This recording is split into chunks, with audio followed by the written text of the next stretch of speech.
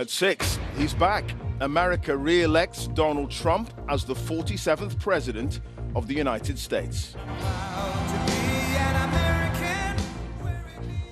He says America has given him an unprecedented and powerful mandate, with his Republican Party also retaking control of the Senate. This will truly be the golden age of America. That's what we have to have. This is a magnificent victory for the American people that will allow us to make America great again. CBS News projects that Donald Trump will be the winner of the state of Pennsylvania. That is a state. This, one of the key swing states that helped secure victory on a night of high drama. No sign of Kamala Harris since yesterday's drubbing, her shocked supporters leaving a planned Democrat victory party as the results emerged. Here in West Palm Beach, Donald Trump is preparing for his second term in the White House with that resounding mandate behind him. Good evening. America has decided Donald Trump will return to the White House as the country's 47th president in what he is describing as an unprecedented win. But what does that win mean for relationships with the UK and with London? Well, our Foreign Secretary, Tottenham MP David Lammy, in the past has referred to the president-elect as a neo-Nazi sympathiser. Today, Sadiq Khan too risked reigniting a long-running feud with Donald Trump as he said people would be anxious and fearful about a Republican victory, urging Londoners to reject hatred. Well, protesters across the capital have made their feelings clear, defacing the US Embassy building with paint this morning and gathering outside this evening. We'll be live there in just a moment. But first, our political correspondent Simon Harris on an historic day. Donald Trump has made no secret of his fondness for fossil fuels, so a reaction to his re-election from the protest group Just Stop Oil was perhaps predictable. Activists used fire extinguishers to hose the American embassy at Nine Elms with their trademark orange paint. Security staff might have been taken by surprise, but some locals weren't. Not at all. I mean, there's people protesting outside the embassy every week.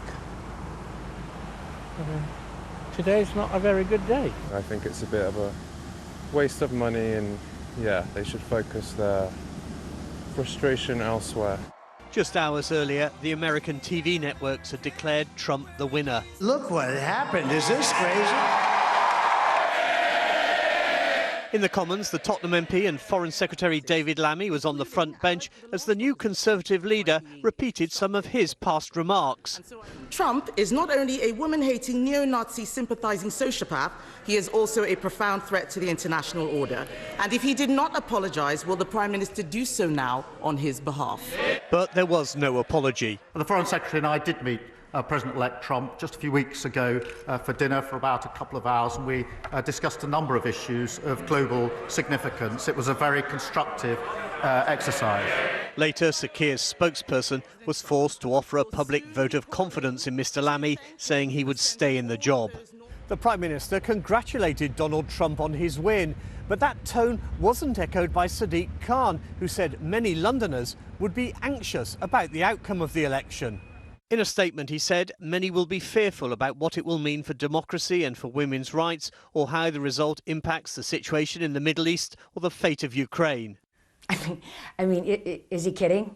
Is he absolutely kidding? I mean, that's like incredible fear-mongering for one thing, and it's ignorant for another. I mean, I don't know what he's talking about, women's rights.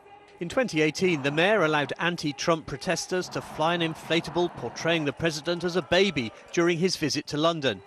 There's no love lost between the two politicians. Their transatlantic spat began when Trump proposed a travel ban on Muslims. When the London embassy was built, one of its security features was a water-filled moat. Today, that made the clean-up a little more difficult. They had to bring in a different type of inflatable. Well, Simon is outside the US Embassy in southwest London for us now. And Simon, it's still very much the focus of attention this evening, isn't it? Yes, Lucrezia, earlier today there was a noticeably increased police presence outside the embassy, and this evening there are even more.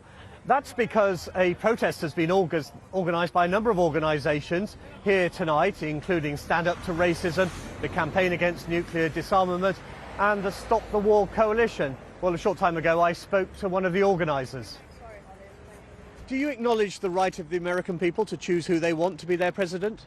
Yeah, well, look, Donald Trump has been democratically elected, but if you look at it, the Democrats have lost, 10 million votes since the last election. I think that the lesson here is that for the Democratic Party, if you, don't challenge the politics of racism and hatred, if you concede on the questions of migration and attacks on refugees and Muslims and the likes, and if you don't offer an alternative and offer the politics of hope, then the politics of hate will win out.